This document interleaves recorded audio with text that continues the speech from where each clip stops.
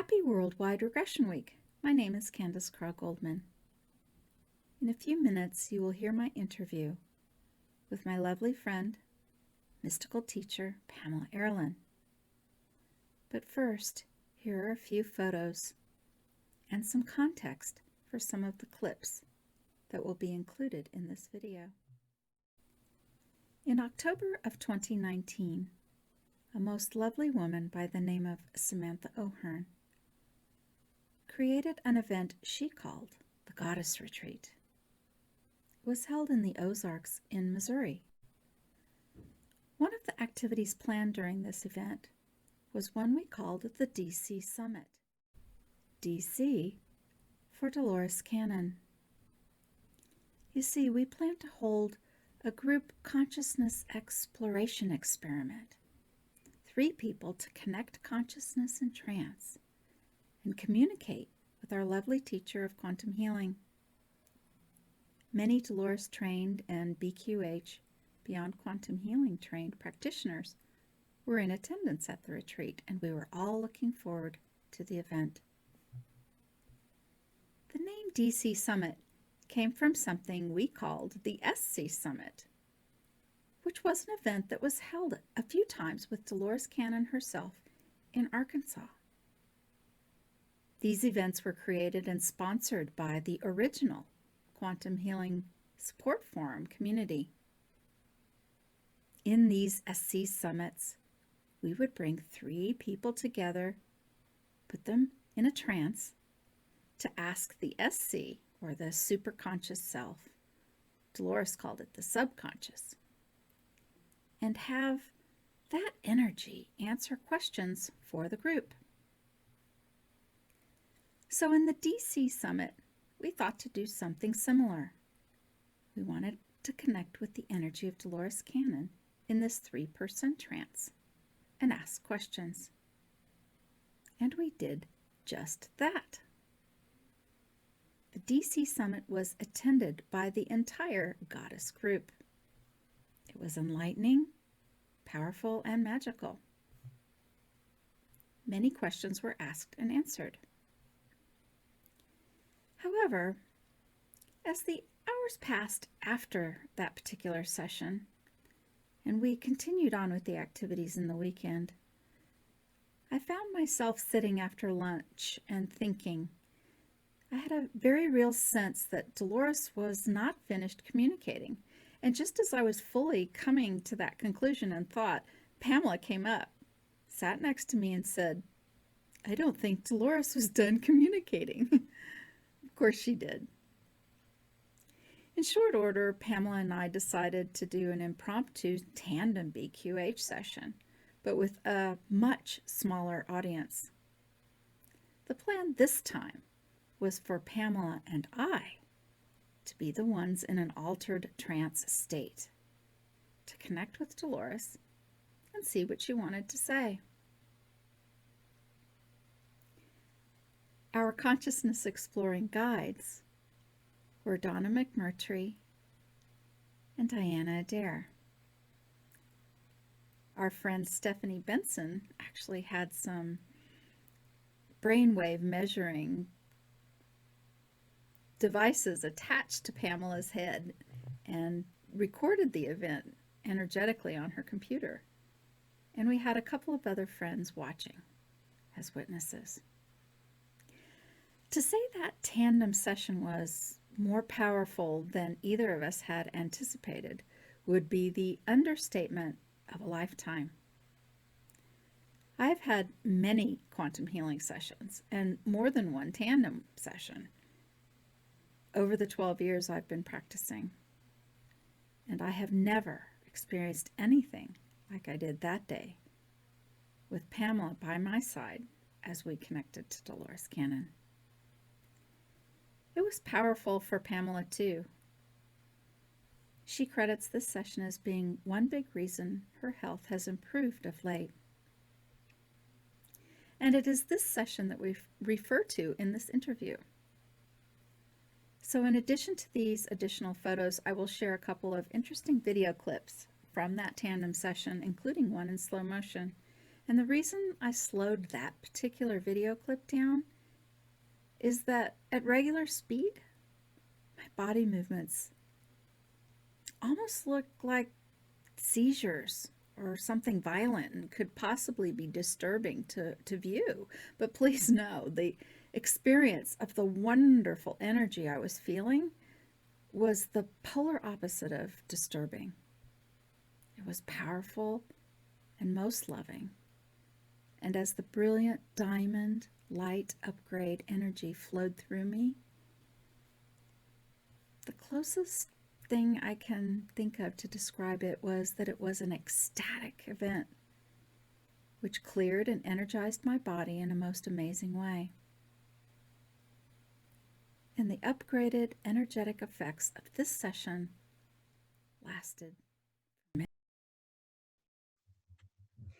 Hello, everyone, and welcome to another episode of Worldwide Regression Week 2020, Unleash Your Mind.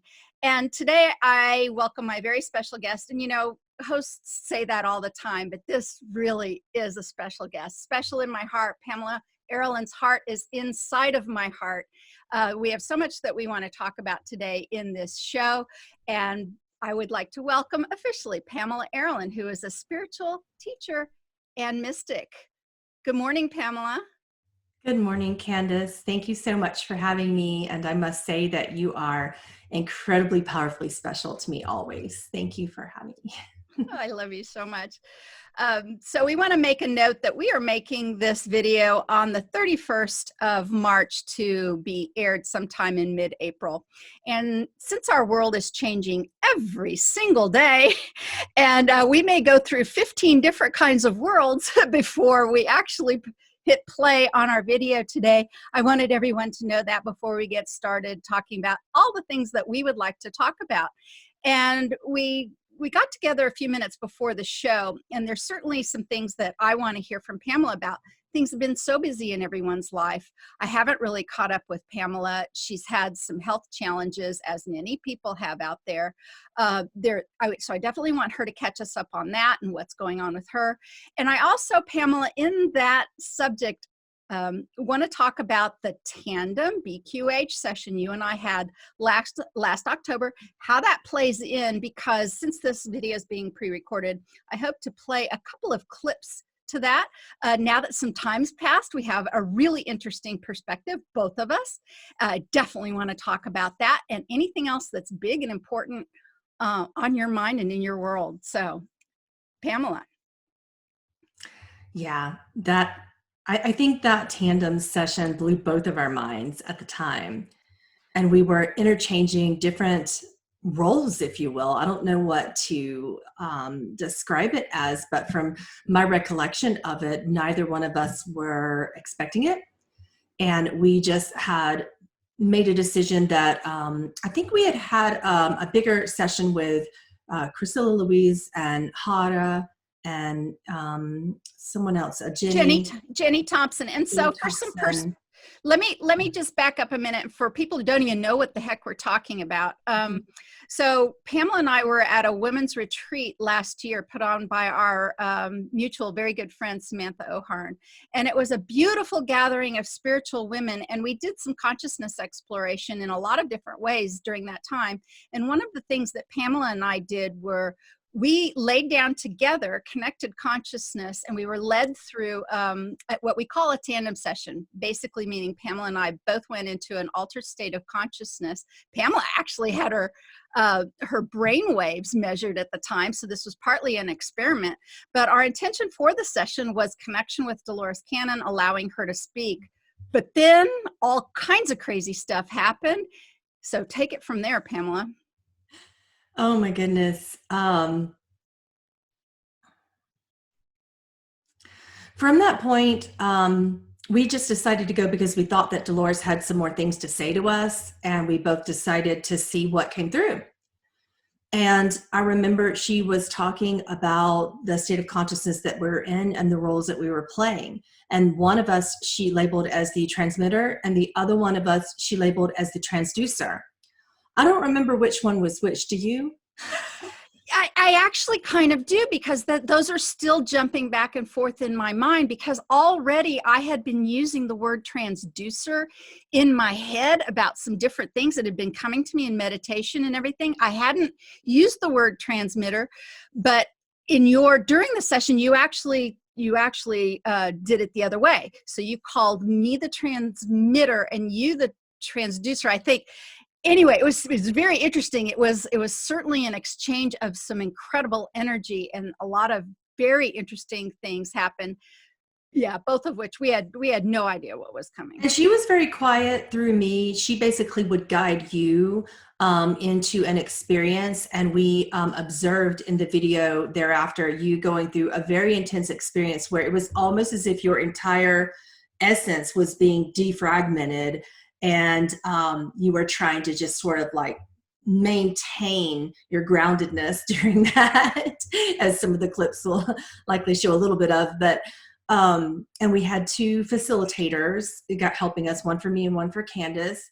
And Dolores said, okay, so this is what it's like. You know, one of you is the transmitter and one of you is the transducer. So I, as a transducer, was holding energy space, and I could not stay in trance. Like, I would get up and I literally vomited twice. Like, I had to release energy twice. So I had to run to the bathroom and then go back into trance. That happened twice as your energies were going through a strong, powerful opening. I remember you said that you saw something, and it was like you asked Dolores if it was a black hole, and she guided you through it. And it was as if you were traveling through a black hole and your consciousness was being separated and rejoined again. And you had in yoga what we call a samadhi experience. It was a lot of joy and bliss and laughter.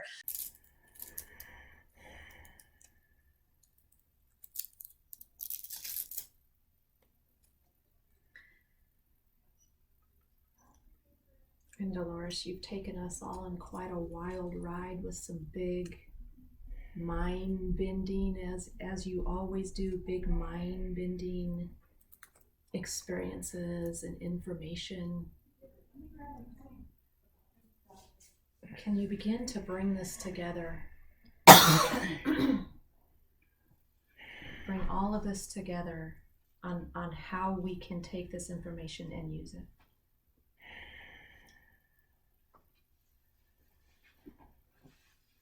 I'm going to move the transducer's hand.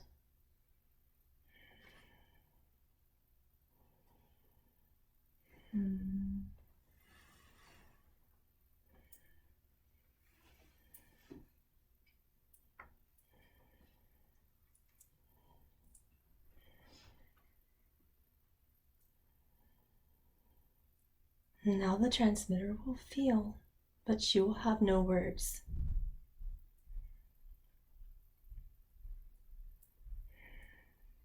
The transducer is sound, the transmitter is light. There is nothing between.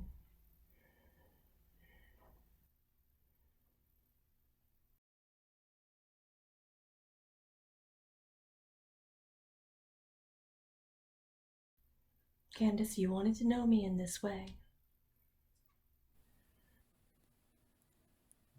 Okay, so this part needs a little bit of explanation. When she said you wanted to know me in this way, what that was doing was continuing conversations that I've had with Dolores in sessions, in dreams, and in meditation. Really wanting to know her true essence, where she is now, the kind of things she was experiencing, the way that she was able to communicate with others. And she was basically asking if I wanted to feel some of her energy directly and what that energy felt like from her current place and how I could feel it so deeply within the very cells of my body. And it was an extraordinary experience. And as I said before, I'm slowing this video down because at regular speed, it's almost disturbing. You can kind of see my dear friend Diana right now in the visuals. She's got her hands over her mouth. My legs were doing this crazy undulating thing. It was almost like my bones were malleable, and I felt almost like I was levitating off the bed. And again, this was an extraordinary and beautiful and wonderful sensation. It was cleansing, it was invigorating, it was, well, it was spectacular. I was seeing that diamond light, and I had been seeing the diamond light from really the beginning of the session, this kind of strobe light. And when all of these body movements had begun, basically Dolores said, just put yourself inside of that light, directly inside of that. And that is where I was when all of this was going on.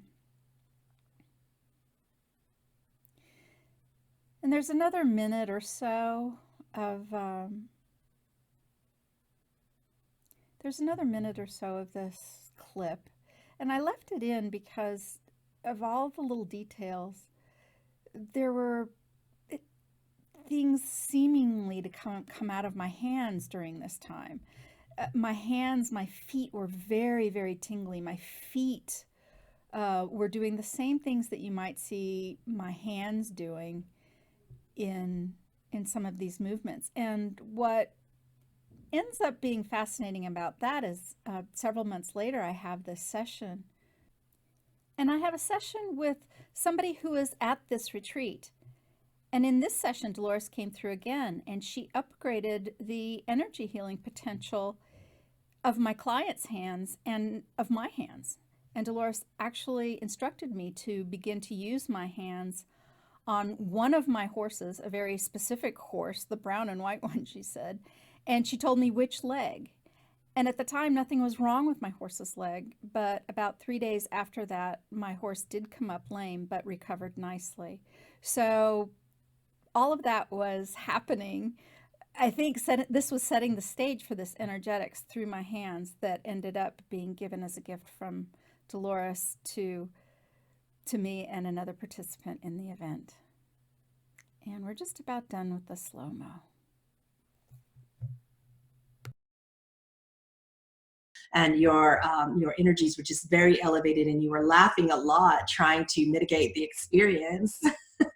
It was crazy. So it was so different. So from my perspective, some of the things that were going on was I was very aware of everything that was going on. I wasn't somnambulist at all. My conscious mind was watching the whole thing as deep as I was. I was only really able to speak a lot of words when you were in the bathroom. For some reason, it was like that. The rest of the time, I was experiencing what was going on. So that was interesting. From the very beginning of the session, I had this bright flashing strobe light thing happening through my third eye the entire time. But when Dolores took me through the black hole, which was actually going into the cellular nature of my body. So I wasn't like out in space or anything. I was so deep within the cellular structure of my body, and through you, she said, now go in there. Go in there. I remember that. Yeah. She said, go inside. Yeah. Go inside of that. And when she did, and this is how I've explained it since then, it's like that Star Trek. We've all seen this in any of the Star Treks when they hit the button and they say go to warp drive, and it just goes like that. So I was already having this amazing experience. Yeah, I was already having this amazing experience, and then it went into warp drive, which I have goosebumps just thinking about it. It absolutely floored me.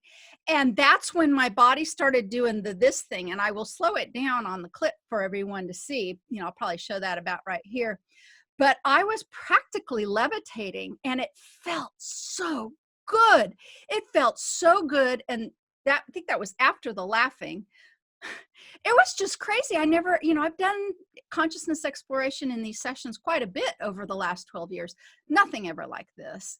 And I was quite concerned every time you got up and went to the restroom. And I know that's when I could speak for Dolores. And she would say, yeah, the phrase I believe I used was releasing some misqualified energies.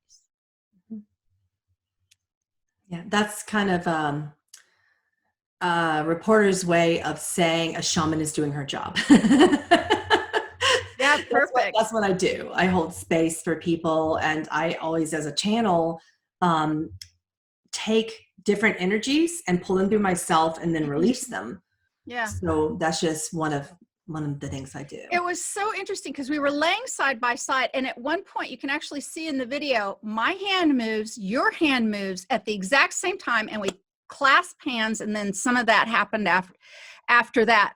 But take us from here now about what you want to share about your personal health situation, because I have asked you now at least a couple of times since if you thought that session helped in what you're going through with your personal health. Can you put all of that into perspective for me and the audience? Yeah, I was really sick at that time struggling with an immune system condition, which is genetic in my family. It's called cold agglutinin disease. And it happens to do with an antibody that myself and my mother carry. And when we are, exposed to cold, like our blood cells literally it's like being allergic to cold. The red blood cells will clump together and then die fast. So it's a very dangerous condition and rare, like very, very rare. So my mother and I struggled with that for many years. And it was so cold. I was so cold there at the retreat because it was like in the fall. And I was just trying to struggle through any time that I would feel that, just trying to not have this whole blood cell issue over and over and over again. And after that session, I actually started to purge and then get better. And then from that point on, I started to react differently, to the cold, which is very, very interesting, and according to doctors, they claim that I'm in a remission with the condition. How amazing is that? Do you remember, we all were, everyone at the retreat loves you so much. There's so many people in the world who love you so much. And, many of us were aware of your challenges at that time. But what I found really interesting was Dolores saying through you that, it's kind of crazy, but it's just really true. You said she said to me through you, Candy, you almost died a year ago in the fall. And I remember just going, because I went through some intestinal stuff that was quite concerning. It was very brief. It was very severe for a short amount of time. I remember waking up in the middle of the night. I was with my daughter. She was getting ready to give birth. And I was just like, something has changed here. Something has changed. And I know it had to do with that.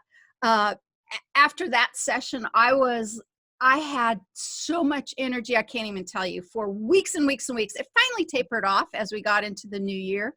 And so that was October. So we, coasted into December, and it tapered off as we got into the 1st of January. And then that's when I started, it was like, okay, something's coming. Chaos is coming. And you and I and so many other people in this line of work, we started talking about it. I've had other people say, it's like I'm holding my breath. It's like I'm waiting for something to pop. It's like, it was palpable. We all felt it. And we were discussing it even at that retreat at that time last fall. Yeah. We were like, what is it? Why do we feel this palpable energy? And I remember us talking, a lot of us were, well, is it a natural disaster? Is it an earthquake? Is it this? I'm like, no, I'm still seeing a lot of natural disasters happen, but it's not exactly that. Where is it the event? Is it the shift that so many people are talking about? I'm like, I believe it is a shift, but I don't know what causes it. I couldn't put my finger on it. I'm like, everything looks different and I don't understand why, and we were all just trying to grasp what none of us did. I don't think any of us really saw it, but we certainly felt it. And now Yeah. we're in it. Yeah. I mean, we are in it.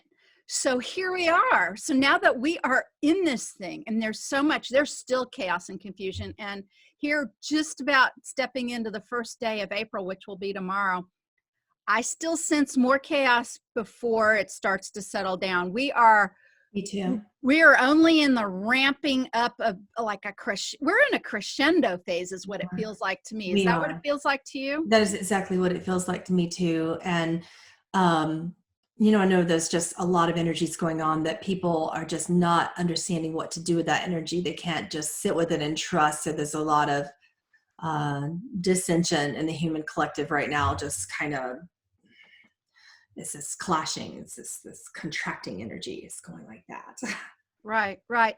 So, we've been talking about it in our community that we, for so very long, were kind of, way out on the fringe and kind of, not struggling, but, marching on our path. And suddenly the things that we have talked about for so long aren't just like this thing in the future. It's now.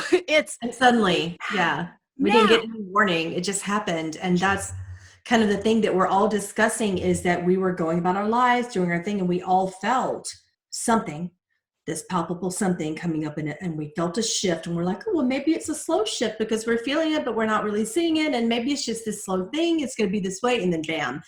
And then I think that humanity as a whole right now are grieving.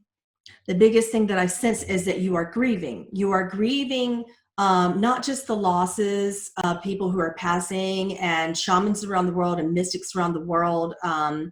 We are holding space for that. I know I am. And yeah, it's not just that though. You're grieving your way of life. You're grieving a culture that is dying. But keep in mind, prophets and philosophers around the world have predicted that our culture would not be sustainable, because a selfish culture cannot be sustainable. But a new culture is being born right now. And a culture dying does not equate to a race dying, an entire race or species. Like, just keep that in mind. You aren't dying. Your way of life is dying. Please don't mistake the two. That's my biggest advice to you right now, is don't do that. That will cause depression. That will cause, it's normal that you're grieving and you're on this scale of grief, denial, anger, sadness, and then bargaining, and eventually acceptance. And we're kind of somewhere between depression and bargaining right now is kind of where I feel we are, at least on the scale of grieving. I think it's also, tell me if you agree with this. What I am seeing is also a grief because many of us have lost a real innocence that we've been carrying along for a while because we didn't want to know how ugly and awful the shadow portion of humanity, even and within ourselves too, has been living for eons. And suddenly that is coming to light. And this is exactly, we use these phrases, it's coming to light. So when it's all lit up for you to see, people are seeing it, and people are, there's a lot of people who are in complete, almost cognitive dissonance about things that are happening that are unmistakable and unavoidable. So I think some of that grief is, it's like being a kid and finding out some big fairy tale about the way you arranged your life. It was completely not real. Yeah. Yeah, it's like that. And when you realize that maybe some great role models that you had, like your parents or something, are divorcing, or so, and they had that, they didn't love each other all along, and you find out when you're like 15 at a very sensitive age. So we as a collective are at a sensitive age. We're like spiritual adolescents, the majority of the consciousness is like that, and we are growing into our identity as a species. And to have the wool just pulled over our eyes, and we're just happily marching along as children, and then we become adolescents and we see some hard truths about our culture, then it's necessary that we grieve it. And the biggest part of that I'm observing in Unleashing the Mind right now is that we have to see our minds and see the effect of our minds on our culture, on our society, on our lands, on our animals, on our plants, on our clean air. Well, now it's clean air, but it used to not be. So as you're going through that and you're going through your lockdowns and things of that nature, which may likely still be the case by the time you see this podcast, for many people, it's a bell curve. And we just started in America, and in our country, in the US, we just started that curve of healing. And it's still getting worse every day. There's hundreds more cases. So as you go through that and you get further lockdowns, what that means is lock down inside of yourself and basically understand that you have to see it and feel it and contend with this grief of this life change, and contend with ways of life that are no longer working, not just for you, but for an entire world. It wasn't working. So now we grieve that, and it doesn't feel so good. It feels a little sensitive right now. So sit with that and be gentle on yourself. Be compassionate with yourselves. Guilt over that is not going to help. Shame over lifestyles, not going to help. Completely useless emotion there. So just sit with yourself and go within deeper and understand that coming out of the other side of that is going to be new. And the uncertainty of that, facing uncertainty of how we're going to feel, how we're going to live, how we're going to eat and breathe and work and make money. And we have possible new systems at play being birthed, and we have no idea. So we're kind of like adolescents talking to our parents going, well, like when you move when you're a kid and you're like, Mom, what will the house be like? Well, what will the new school be like? That's kind of the visions that I'm getting about where we are as a culture right now. Our minds are being reborn where it wasn't working, whatever we were doing. Yeah. And most humans really like stability and things not to change too much because they feel safe that way.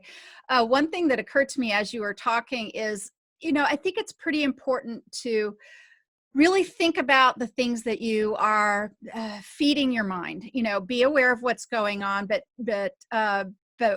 watch the balance of it all, and also be really nice to yourself. Meaning this: you and I, Pamela, as therapists and those who help others, we know that one of the most harmful things any individual can do is take a feeling and bury it. Bury it and hide it and tuck it away. I'll never forget, I had a client who had this unbearable, incredible sadness that he tucked away inside the marrow of his bones. It came out in a session. And this was a man who had multiple myeloma, which is cancer of the bone marrow. I mean, come on. This is kind of, so you don't want to, when you're feeling some of these emotions that we were talking about, grief and whatever, please cry. Please allow yourself to cry. Go in the shower. If it's, don't want to be visible to others, do it in the bathtub, go outside, cry in a pillow or whatever. Don't tuck these things away. Be nice to yourselves. Pamela and I both are going through monumental uncertainty ourselves. We've got the same kind of family details going on in our lives as all of you are out there about bills and caring for loved ones and all of the necessities of life. But we connect. We try to stay positive. We remember that our thoughts literally assist our energies in creating the world we want to step into coming the next few weeks. So be nice to yourself. That doesn't mean put your head in the sand and only see things through rose-colored glasses. Be aware of what's going on over here and then make some positive choices. Yeah, absolutely. And keeping in mind, going along with that theme, unleashing your mind. Put your mind out for you to see it and feel it and know it and just observe those patterns that weren't working without shame, without guilt. You can be angry, but please come out of denial about it. And if you're angry, be angry. That's an emotion that isn't really talked about. That is an important stage of grief. Yeah. After we come out of denial, the first thing we do is get pissed. Yeah. Right? And we kind of stomp our feet a little bit and go, well, darn it, I don't like that wasn't working. I thought that was working. What do you mean telling me it's not working? Like, sometimes we need to go through that, Yeah. and you can't bypass that. And it can be True. actually very dangerous emotionally and physically to bypass that, because then that's still tucked away, and that causes all sorts of not just problems, but resentments and bitterness and inner criticism and just deep resentments that turn into things like breast cancer in particular, comes from deeper held resentments. Mhm. So, oh my goodness, it's just a time to really understand that the only way out is through. We have been given a massive tunnel to walk through, and we're walking through it together. It's true. We really are. And in that vein, something that we've spoken briefly about, and I love the way you phrased it, this nonviolent communication, this idea of, okay, really look at this idea of separation. So as you're going through these grief and anger feelings, try not to lay them on top of other people. Even the people that you might deem the most wicked or vile people, I'm of a mind that people find themselves in untenable situations. They make some of the best decisions they can with maybe bad information or coercion or, this labeling and this black and white of looking at everybody as a good guy or a bad guy. Yeah, be careful of that, the old stones and glass houses kind of thing. Would you touch on that a little bit? That paradigm of duality is exactly what's changing. Earth, as long as you have a body, will be dualistic. That is its nature. But the paradigm of something being completely good and faultless, which is the age of the guru, guru was completely misinterpreted and misunderstood to begin with.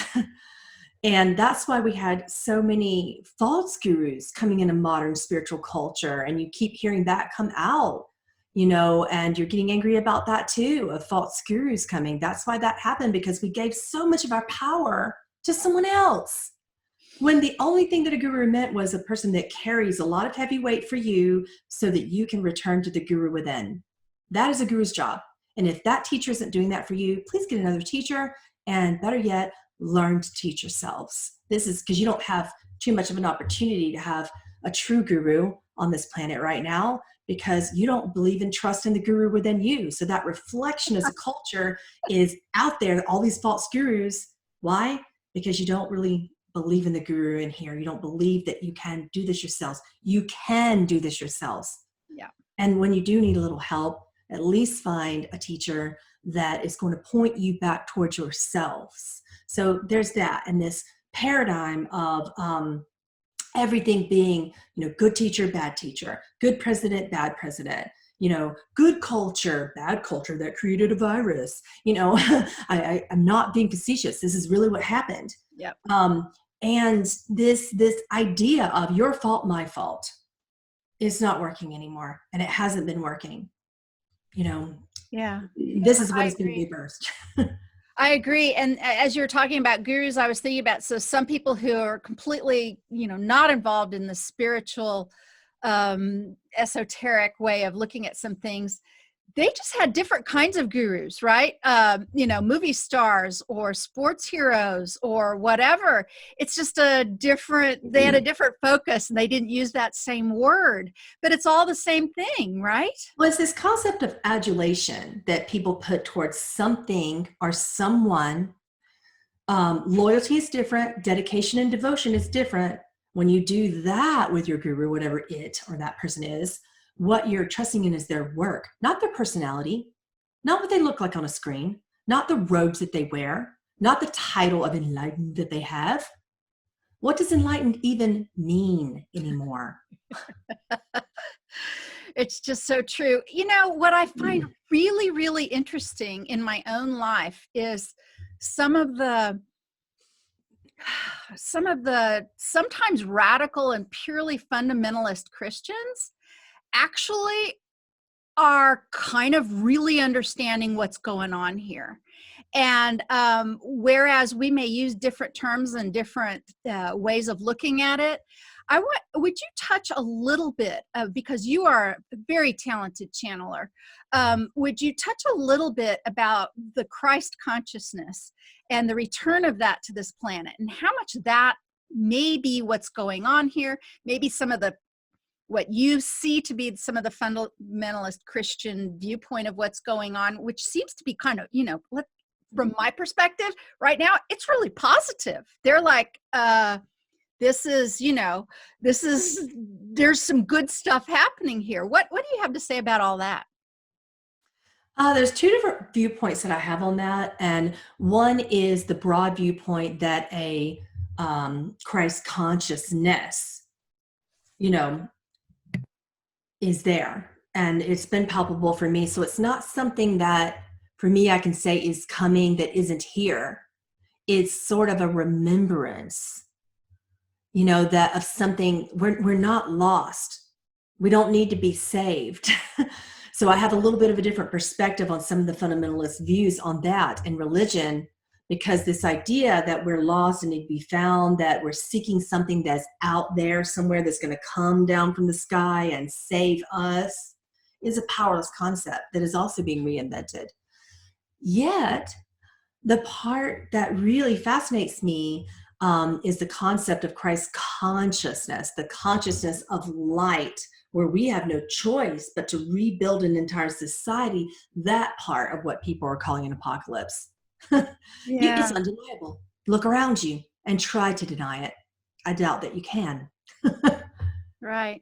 So what's some of your best advice about, for people who may be tuning in who don't even really understand what that means, go within and find it within yourself, and faith and trust and some of these words that we use, they don't, they're trying to often apply that in a mental way. And you and I both know it's not really a mental exercise, is it? Can you broadly talk about what that feels like to go within, begin to trust yourself in your own power, your own sovereignty in this situation, your own boundaries, your own sense of worth, without feeling like you're a victim and flailing about, because we all are in the same position here. Yeah. You have a choice to trust what you don't know or to complain about what you do. And this is the choice to choose life or to be in survivalist victimhood, oh my God mentality. This situation is urging you to choose to live, to choose to want to be here. This is the rebirth of what many teachers are calling Christ consciousness, is that we are saying, okay, things may be shifting. I may not know what that looks like, and I'm going to choose what that looks like individually for me. So if you can only go surface level with that, okay, then choose what that looks like. If you have identified with what Earth teaches you to identify with as your identity, which would be job and role in your family and role for society, if that's shifting, let that shift. Okay. And I'm not saying trust in your government. I'm not saying trust in a culture. Obviously, those things are shifting and dying off as well. I'm saying that if you can't trust yourself, trust uncertainty itself. Okay, so there's this thing in the human race where everyone is terrified when they don't know. And I'm here to tell you, as a mystic, that nothingness is the deepest lap of God that you can sit in and be held. So I want you to crawl into that lap of God with a vision. This is the deepest way to unleash your mind right now. And just imagine whatever God looks like to you and crawl into the lap like a little child and just say, I don't know God. I don't know source. I don't know universe. I don't care what words you use. I don't know spirit. I don't know Jesus. I don't know. I admit that I don't know. And I'm tired of feeling powerless about it. I need comfort. When you say the word comfort, in oneness teachings, that's a capital C. The comforter is the spirit. It's what Christians call the Holy Ghost. It's what alchemists call spirit. It's what shamans and Native Americans around the world call Great Spirit. Whatever it is in here, and you are going to feel it. And it will undeniably wrap itself around your fear like the greatest mother and father that you've ever felt. And it will be something that's unknown, that's beautiful, so that if you feel the beauty and the illumination of that unknown being and essence comforting you, you will understand that no matter what happens, you are in the lap of God. I have tears welling up in my eyes. That was so beautiful and so profound that, you know what? I won't even go past that. I would like simply for us to tell everyone how they can find you, how they can connect with your work, and leave it right there, because that was incredible and reverberated through me in the largest way. And please tell everyone what you're doing right now, how they can connect to more of this amazing spirit that you have to offer everyone. First and foremost, if you're connecting with yourself, forgiving with yourself, forgiving anything that you are holding guilt or shame about right now, that is the biggest thing that needs to be forgiven and healed in our culture. Start there. Connect with me and yourself when you do that. Okay, and then I am there. Technically speaking, you can find me anywhere with a simple Google search. I am Pamela Aaralyn. I'm a mystery school teacher. I am a type of teacher that many have labeled as a guru, but I want to make that clear. I am not a guru. I am simply a guide back to you. You can find me on my website. Just Google my name, Pamela Aaralyn. I teach mystery school. I teach alchemy. And I teach you to find you. So beautiful. Pamela, I love you with every bit of my heart. I love you too. All right. Well, thanks everyone for tuning in, and stay tuned to whatever's coming next in World Regression Week. Hopefully we're all online on air and you'll be able to see this. We are saying that it's going to happen one way or another. So we're going to help create that reality. Thank you so much. Again, my name's Candace Krog-Goldman. You can find me at quantumhealers.com. Bye everyone.